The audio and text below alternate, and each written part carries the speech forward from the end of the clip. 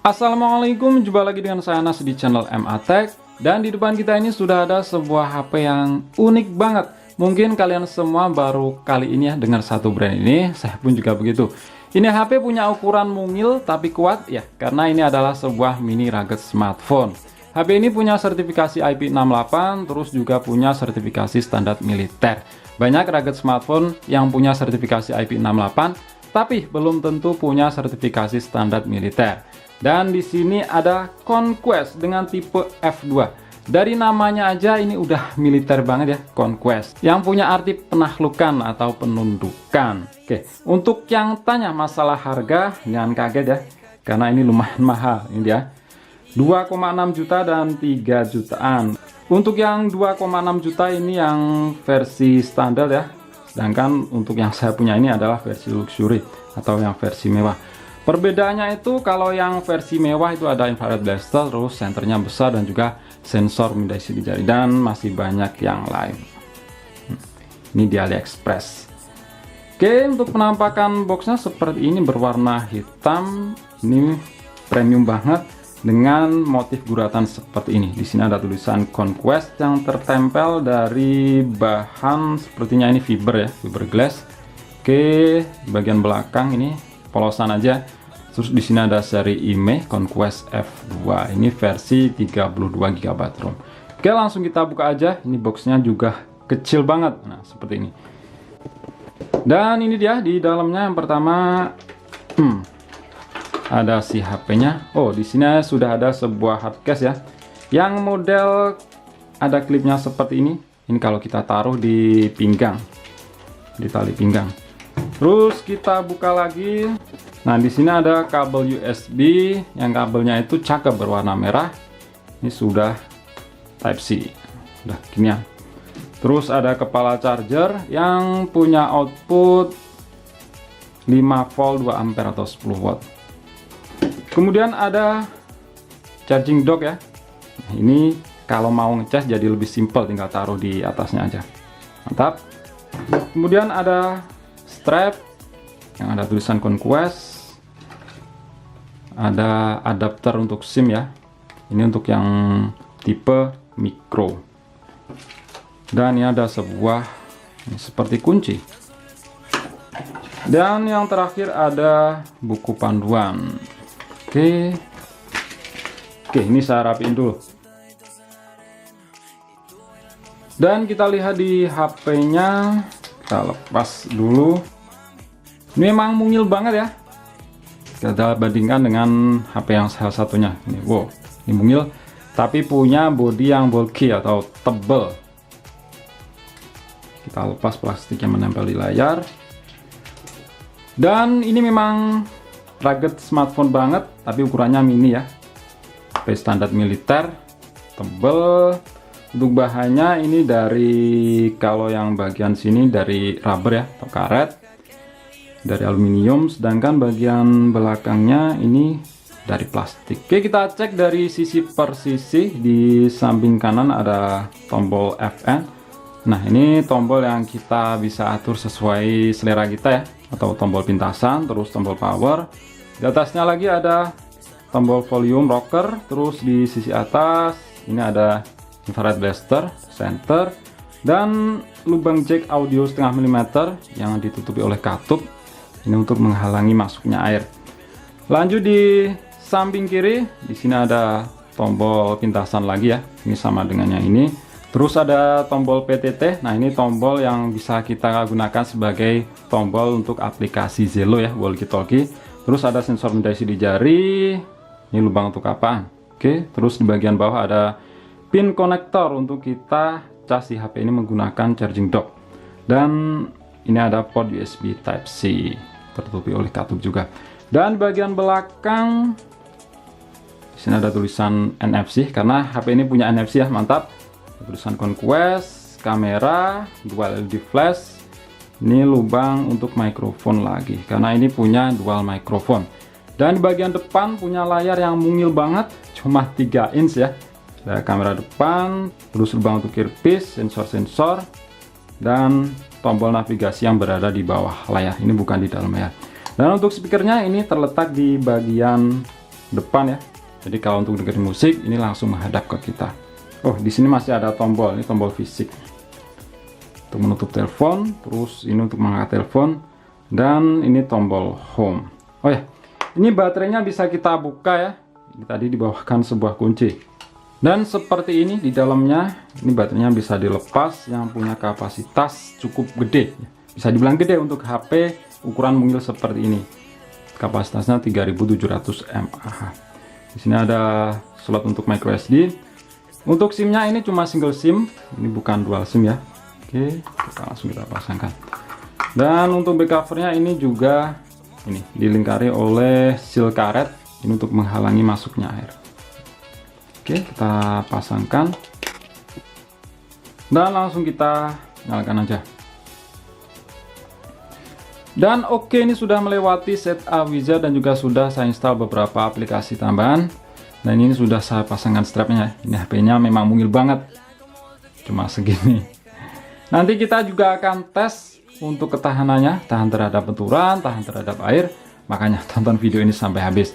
Kita tes untuk performa sensor midai siri jarinya. Oke, untuk performanya memang ya nggak bisa dibilang cepat ya, tapi setidaknya bisa berfungsi dengan baik.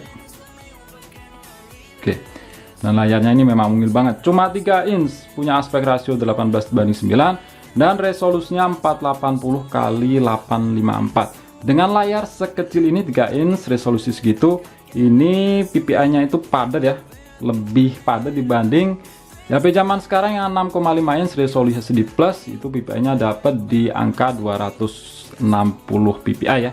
Sedangkan ini dapat di angka 300-an.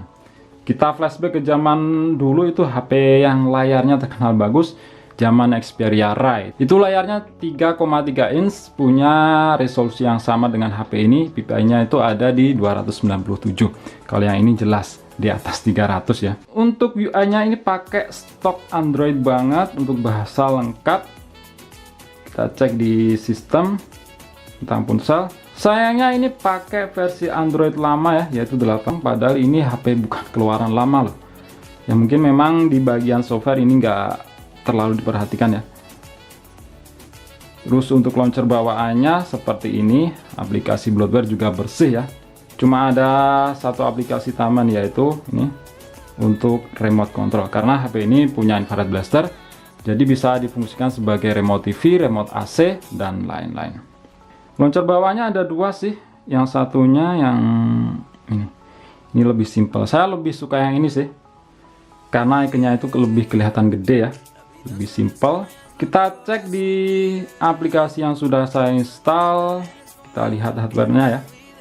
Sistem ini untuk RAM-nya 3 GB dan untuk internal storage 32 GB yang bisa kita pakai sekitar 25 GB. Kelihatan apa enggak? Karena memang tulisannya kecil banget ya. Dan untuk CPU-nya ya, ini sayang banget, cuma pakai prosesor kelas low end yaitu MT6739 28 nanometer 1,5 GHz. Ini quad core. Terus ini layarnya ya, 480 x 854. GPU-nya PowerVR ROG GE8100. Terus baterai, nah di sini terdeteksi dengan akurat, yaitu berkapasitas 3700 mAh. Terus kalau kita lihat untuk skor Antutu MT6739, di sini cuma dapat di angka 57 ribuan, memang kecil ya, tapi memang wajar aja sih. HP ini tidak mementingkan di sisi performa. Lihat aja layarnya sekecil ini, masa mau main game di HP yang layarnya cuma 3 inch ya, karena HP ini memang ditujukan untuk apa itu penggunaan ekstrim ya, misalnya untuk militer. Terus kita cek untuk kelengkapan sensor. Kalau dilihat sih ini lengkap ya, fitur-fiturnya lengkap, ada NFC, terus infrared blaster, dan sensor di sini juga lengkap. Sensor gyroskop ada, magnet ada. Terus kita cek, nah kita coba untuk main game PUBG dengan layar semungil ini cuma 3 inch. Ini cuma iseng-iseng aja ya. Dan oke, ini sudah masuk ke game PUBG. Nah, kecil banget. Kita lihat untuk settingannya, grafiknya dapat seperti ini di smooth, medium atau balance medium. Kita atur ke defaultnya aja. Terus untuk gyroscope-nya di sini juga sudah saya nyalakan ya. Kelihatan apa enggak? Oke, dan untuk gyroscope-nya di sini memang sebenarnya nggak delay, cuma di sini kerasa delay karena memang prosesornya untuk render grafis itu agak berat, keras low end. Dan kalau kita lari ini berat banget, kontrolnya aja ini layarnya hampir dipenuhin oleh ini 2 jari saya, jempol. Isinya jempol semua. Aduh. Ini salah saya aja sih, maksa banget main PUBG di HP yang layarnya kecil cuma 3 inch. Nah, langsung keluar aja. Oke, selanjutnya kita cek untuk kualitas speaker ya, karena di official booknya itu speakernya katanya kenceng ya, 2 watt dengan 120 decibel subwoofer. Kita coba dengerin musik, apakah benar kualitasnya itu memang kenceng.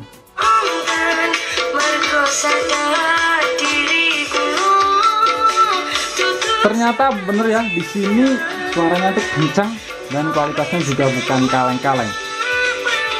Ini posisinya juga pas banget, ada di depan, jadi langsung menghadap ke kita.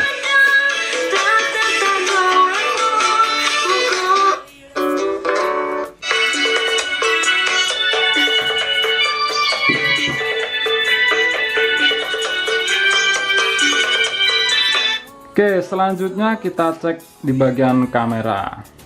Nah, untuk kamera belakang ini 13 megapiksel, sedangkan untuk depannya 5 megapiksel. Nah, untuk UI-nya ini pakai stok AOSP banget, nah, stok Android ya.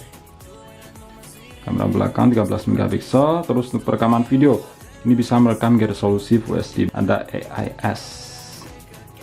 Terus untuk kamera depan ini 5 megapiksel.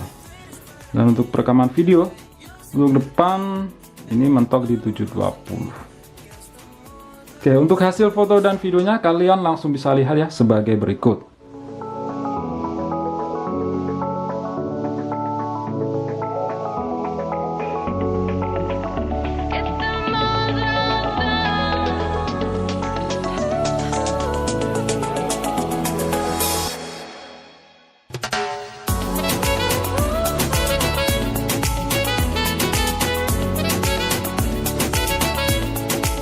Dan ini adalah hasil perekaman video dari kamera belakang Conquest F2 yang saya rekam menggunakan resolusi Full HD dengan AIS menyala. Untuk kualitasnya silahkan kalian nilai sendiri.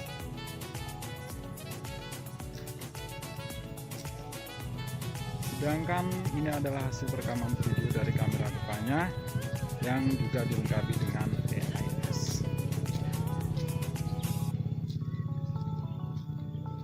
Selanjutnya di bagian ini nih yang mungkin paling kalian tunggu-tunggu, yaitu tes ketahanan HP ini terhadap benturan dan air.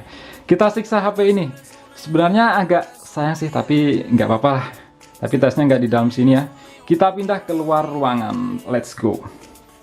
Untuk screen protectornya ini saya lepas saja, dan dari tadi itu saya lupa ngasih tahu kalau sebenarnya layarnya ini sudah terproteksi oleh Corning Gorilla Glass 5. Nah, di tes yang pertama ini kita akan jatuhkan HP ini di ketinggian kurang lebih 1,5 meter selama berkali-kali, selama 3 kali. Dan nggak main-main untuk tempat jatuhnya ini di aspal yang pasti ini keras banget. Semoga aja ini nggak apa-apa. Ditekan juga sih. Kita mulai. Ini ya.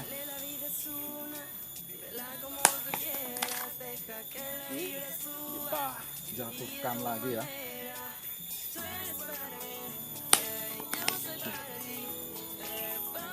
Kita jatuhkan lagi, udah 2 kali.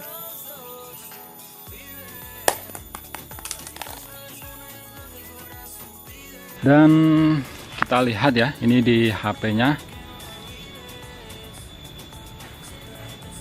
Nah, ini gak apa-apa, ini masih nyala ya, cuma sedikit lecet di bagian sini aja. Kalau yang bagian framenya ini masih aman aja. Selanjutnya HP ini kita kotorin pakai debu. Nah, untuk hasil akhirnya nanti kita lihat setelah kita rendam HP ini ya. Ini tadi pas waktu dijatuhin masih aman ya, cuma sedikit lecet aja di bagian back covernya. Dan untuk layarnya juga masih aman banget, Corning Gorilla Glass 5 gak ada lecet. Dan ini kita coba rendam si HP-nya.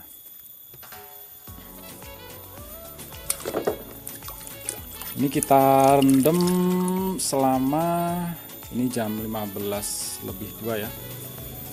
Ya, kita rendam kurang lebih 15 menit aja. Oke. Dan oke, ini udah jam 15.18 ya, yang artinya ini udah berendam selama 15 menit lebih.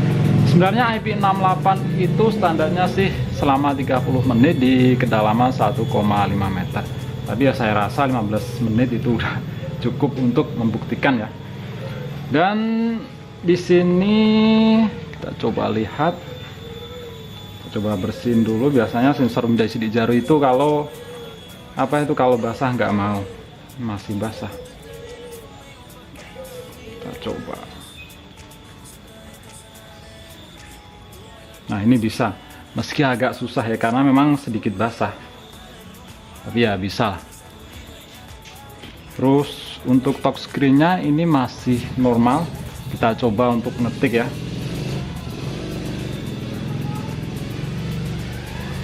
Coba ngetik. Oke, normal. Terus kita coba landscape. Memang agak basah. Kita bersihin dulu.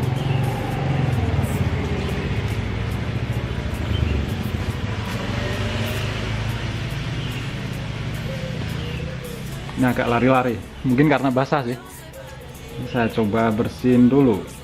Tangan saya juga basah. Coba landscape.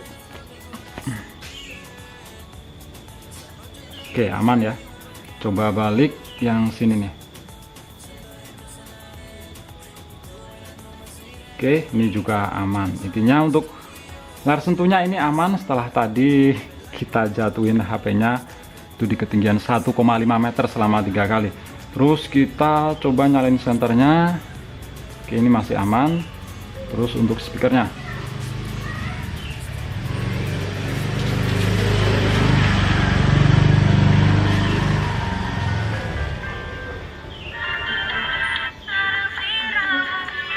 ini masih bunyi ya, meskipun suaranya jadi kecil ya, mungkin karena airnya ini masuk ya, harus dikeringin dulu. Nah, kalau kita giniin, ini bunyinya lebih keras. Yang intinya ini masih aman setelah tadi melalui uji coba ya.